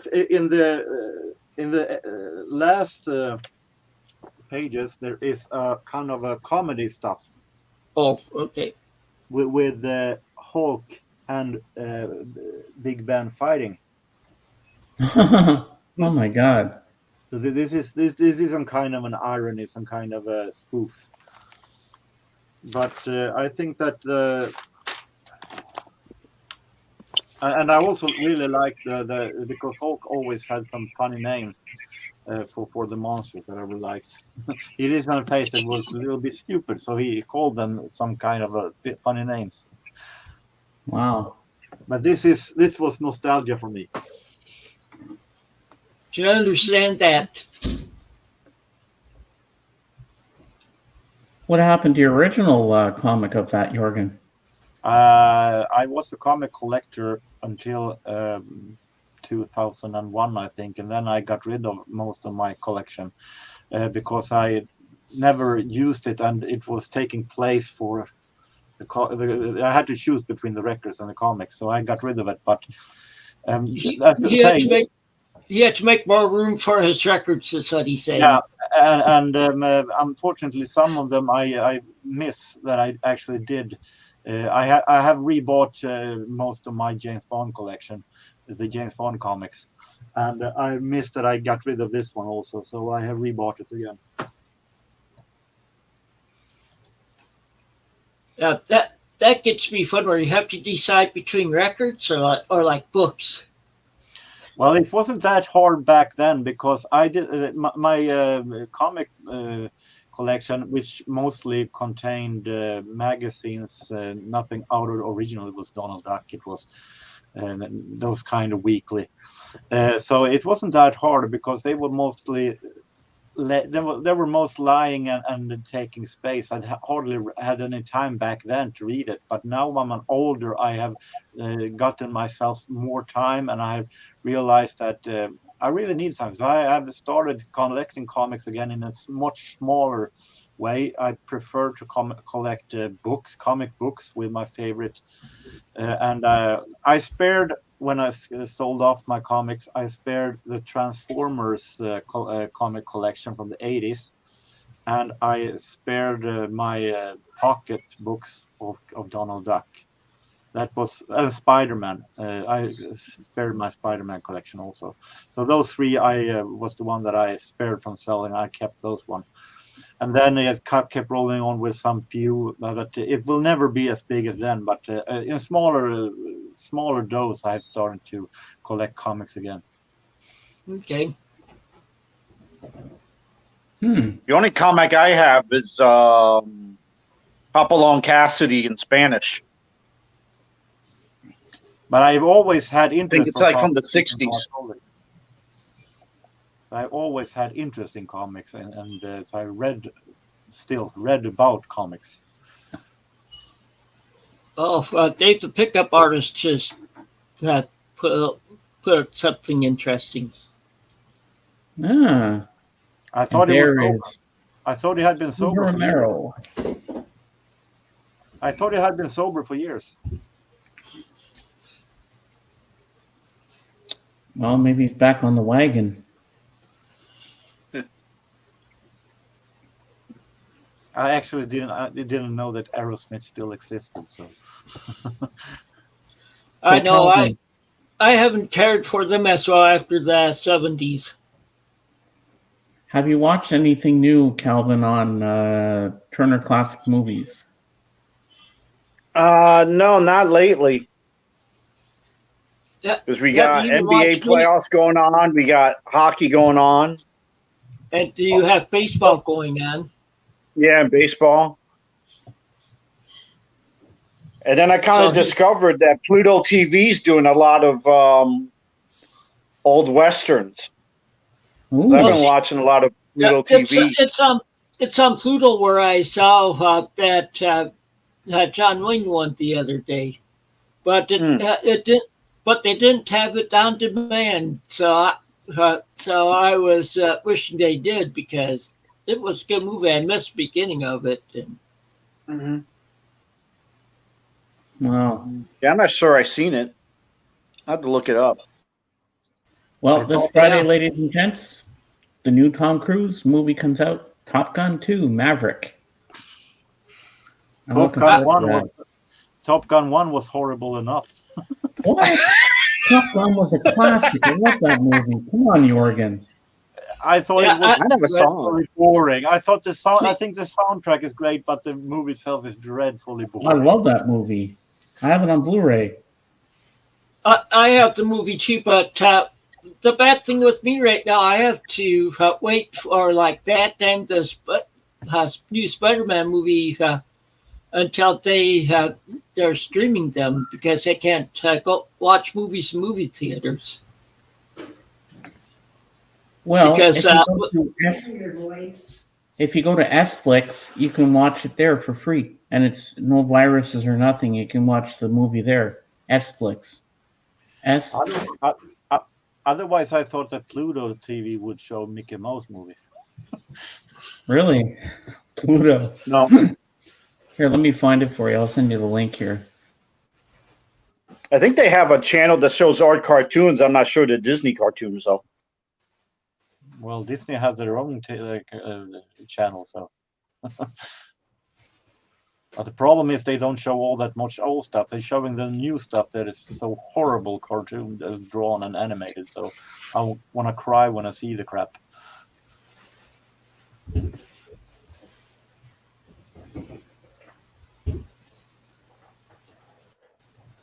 So, have you seen any other? So you've been watching so much sports that you haven't had time to watch movies much. Yeah, not much movies. Yeah, I have a lot of things on the list I want to see, but I haven't.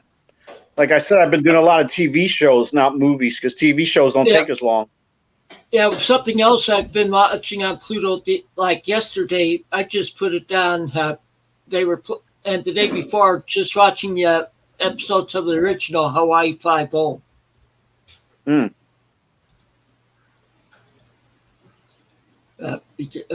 Because they were showing them on the Paramount Plus channel on Pluto. Mm-hmm. And I like the original Hawaii Five-0 better than the new stuff, the latest one that they had done. There you go, Tim, or anybody else that wants to watch the new Spider-Man movie. There's the link on Netflix. You can watch it there. Okay. I'm reading here, the pickup artist here, is that how the hell can they give pain meds with the drugs in it to a guy who recently had huge drug problems? What kind of doctors are they?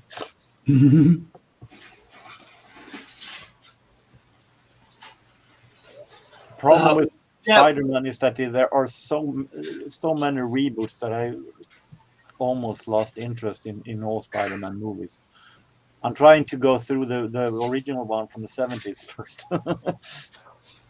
Yeah, but I think you might be talking about Steven Tyler there, because a lot of times a lot of doctors prescribe opioids. Opioids. And they're trying to get them away from doing that, because people get addicted. Yeah. Yeah, and give it then to Steven Tyler must be one of the biggest, stupidest thing that I ever heard. Yep. Maybe they should have checked, like, oh, Steven Tyler, that's the guy from Aerosmith. No, we don't give it to him.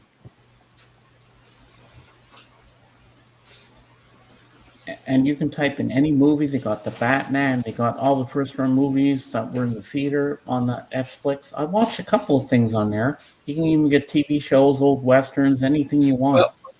Well, I watch those a lot of these channels with old movies, or I'll wait till like they come on Disney Plus or Paramount Plus to watch them, or Peacock. Yeah, like Friday, I'm looking forward to Obi-Wan Kenobi.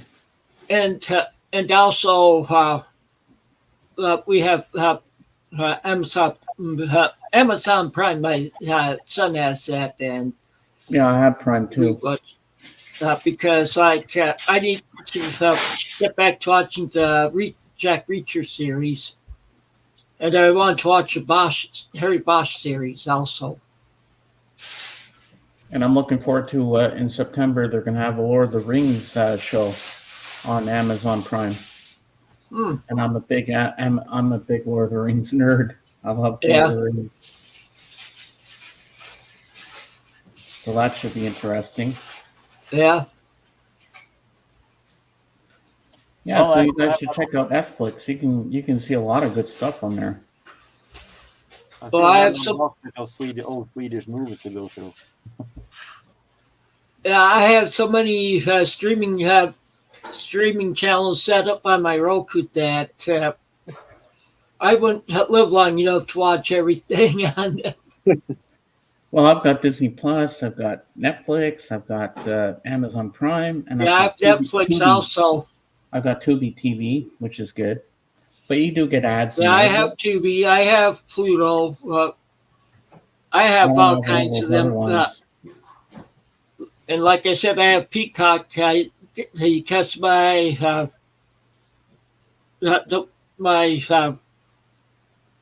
setup that I have with the cable company that I get my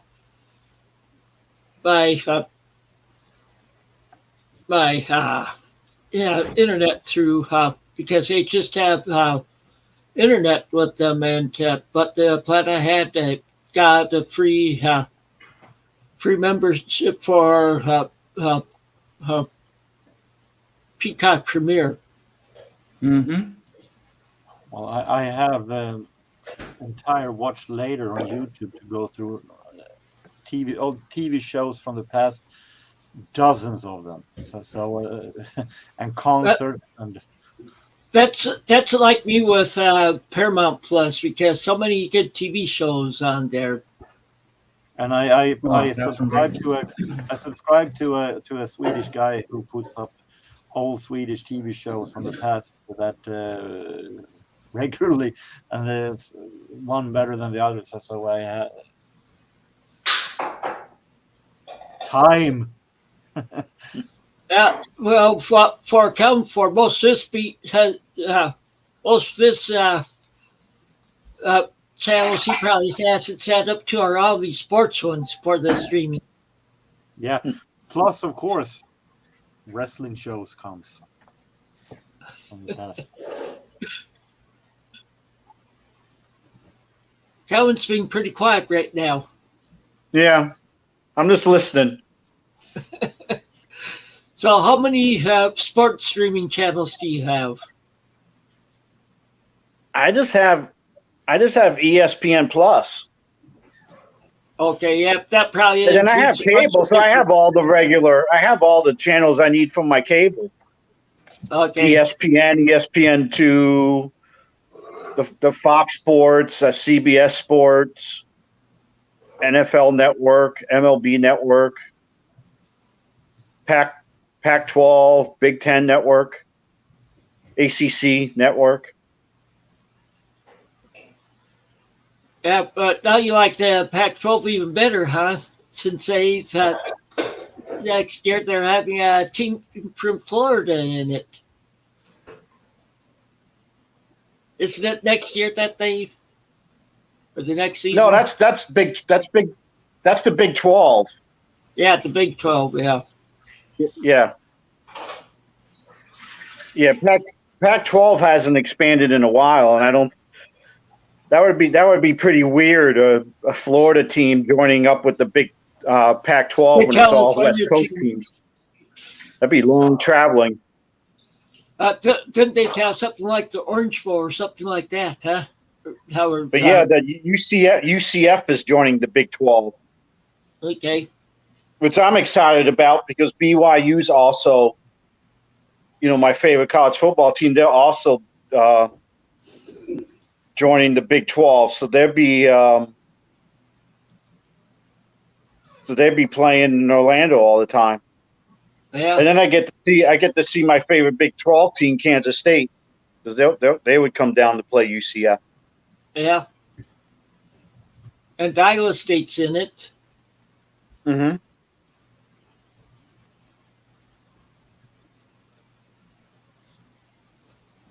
And so, James. Yes.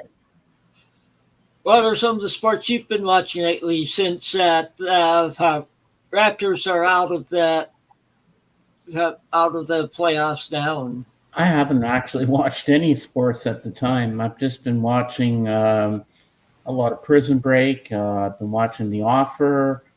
I just recently started watching the documentary of the Beatles Get Back Again last night. I want to revisit it. And, after watching the first part, I saw things that I didn't see the first time. It's amazing when you watch something a second time, you see something that you didn't see the first time, like, oh my God. But you do see something different than you didn't do the first time you watched it, Yeah.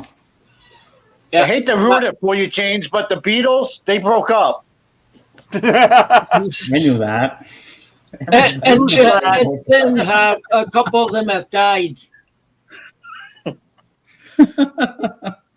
You're keeping yourself updated, Calvin.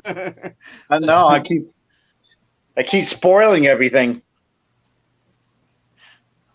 Stuff we know here. Yeah, I know, but I've heard you've been streaming a lot of stuff lately while you're resting. I know that's what I pretty much do when I have a migraine.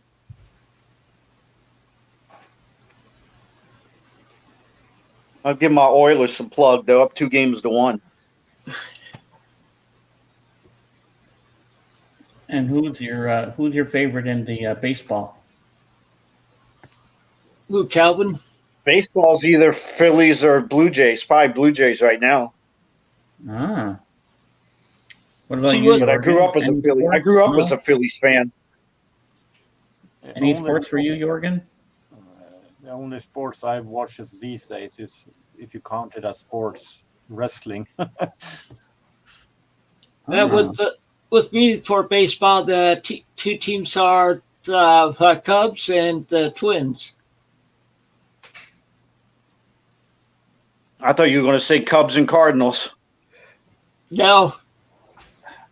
Speaking of sports, I can show an obscure thing that I found recently. This is the national Swedish Nordic ski team from 1989. Oh yeah, I saw that. Oh wow!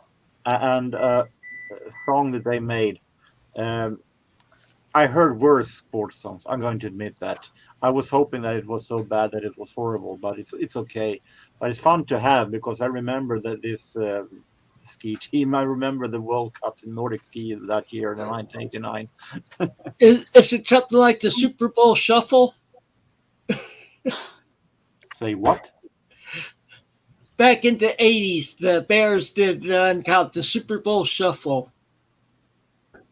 Never heard of. The Chicago Bears did that. This guy right here is Gunde Svan, the world champion that got numerous world championships in Nordic skiing. Oh, world champion skier, not world champion singer. They are singing in choir, all of them, so you can't recognize him in all of this. Let's just say that I have heard verse singers. I'm saying hi, Frank Anderson, wrestler. So, Calvin, do you have Super Bowl Shuffle in your collection? Nope, I don't. I wasn't a Bears fan, even though Jim McMahon went to BYU. I wasn't a Bears fan. Most of my music, I mean, most of my sports CDs are like people talking. It's not no one's singing in any of them. I have some sports singles. They're like documentaries that are on CD. Or I have an old Bruce one. The guy that used to coach Ohio State right after Woody Hayes got fired for punching a Clemson player. I got a inspirational CD by Earl Bruce. Yep. Then some of the vinyl that I guess is looked after for a lot of the sports one is like some of these racing ones. Mm-hmm. Hold on a second.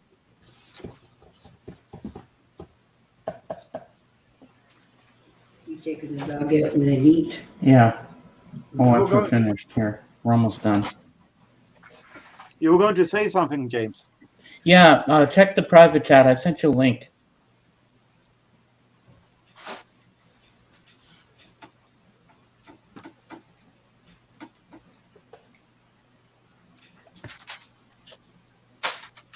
Okay. Oh, I'm missing one. Hold on.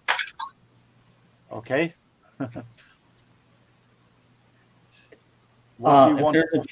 If there's a chat there, don't use the chat. Just watch the thing on it. That's what I was told. I was given this link, but you can watch any sport you want. Okay. Well, I'm no sports fan overall. I watch athletics and Nordic ski occasionally. But you can type in any sport and it'll pop up. Yeah, Calvin's a big sports fan, so. And the best part of it, Jorgen, no commercials. Newsflash. Yeah, especially right now. Swedish national TV don't have commercials. Especially right now around here, all the political commercials. I have 3 sports singles. Ooh. One worse than the other. See, that's the old Bruce I was talking about. Yeah, okay. It's like all inspirational talks.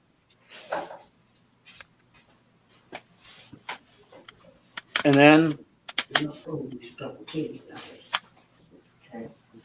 these are a lot of tribute CDs to famous broadcasters. This is probably my all-time favorite baseball guy, Milo Hamilton. Okay. You probably remember him. He used to be with the Cubs. Well, I wasn't a Cubs fan at the time, but I didn't become a Cubs fan until after moving to Illinois, which was 22 years ago. He teamed up with Harry Carey, and they didn't get along very well. And then he was with the Pirates. When they won the World Series, he was with the Braves. He's the one that did the call that you hear all the time when Hank Aaron set the record for all-time home runs. Okay. Well, this is a reminder. Take gabapentin. Reminder, buy some Beastie Boys. Gabapentin.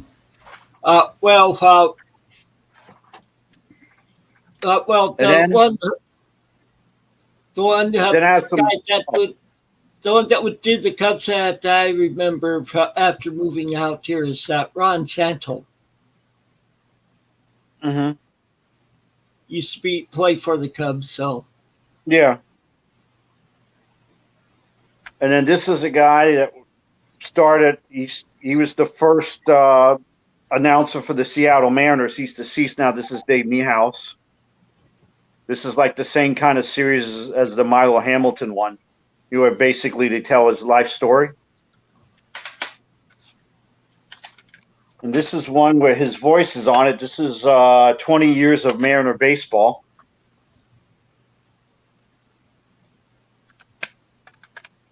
Well, then there's a guy that was a sportscaster that nobody else has gotten as big as he did. Talk about Ronald Reagan. Because Danny Kaye was one of the original owners of the Mariners. Yeah, Ronald Reagan was a sportscaster for the Cubs. I think he was doing it in the Des Moines area. I can't remember though. And this is kind of a funny CD that Dave Niehaus did, where he does traditional stories, but they always have like a little twist to them because they all tie into the Mariners and Safeco Field. It's just like Little Red Riding Hood, Jack and the Beanstalk, Three Little Pigs. Oh wow!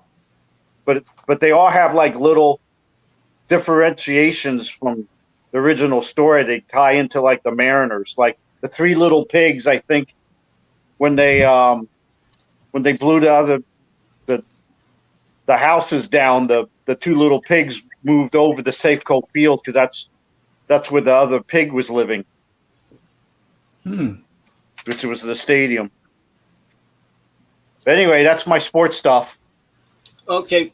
Well, we've gone over 2 minutes now. I think I'll call it 2 minutes. We went way over 2 minutes. 2 hours. I mean. I also have a couple of sports things to show. I'll let you show it then. Well, it feels like 2 minutes, but yeah, and then I got to take the dog out. This is not a specific sport, but it's pretty fun. This is the Brad Schalk Dust. It's some kind of a parody, a hilarious parody over John McEnroe and his outbursts.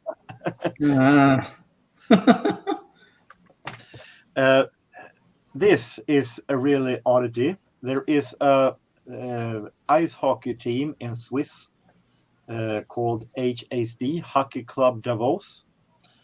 Back in 1983, I think, 81, they had some problems in the league. So they called up to make their own cheering song. Who did they call? A Swiss musician? No. They called a group from the very famous ice hockey country, South Korea.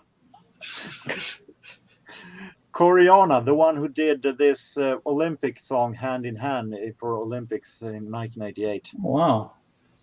And as you can see, they put on fur coats and one have not... it's almost done. We're almost done. And he had ski glasses instead of something with ice hockey. Wow. Frank Anderson, the wrestler, he was a world champion in wrestling, in amateur wrestling here. He also did some professional wrestling. Not that really good. The B-side is actually a disco version where they in rapid tempo interviews him. But you get a picture of how to do moves. Oh, wow. That's cool. You know this guy? Okay. It's not. I also have, of course, Break It Up, but that one is actually good. He doesn't sing the national anthem on that, does he? No, but second best. In the B-side, he raps. And for a guy who actually is fast, he raps pretty staccato. It's horrible. Can't be worse than a national anthem. Yeah. This is Swedish slalom skier, world champion Pernilla Wiberg. She has won Olympics medals in how many? She had a short musical career releasing this single only. filled with cliches of sports, and she doesn't sing all that good. But as I do love stuff that are so horrible that it makes you laugh, these are gold. Wow.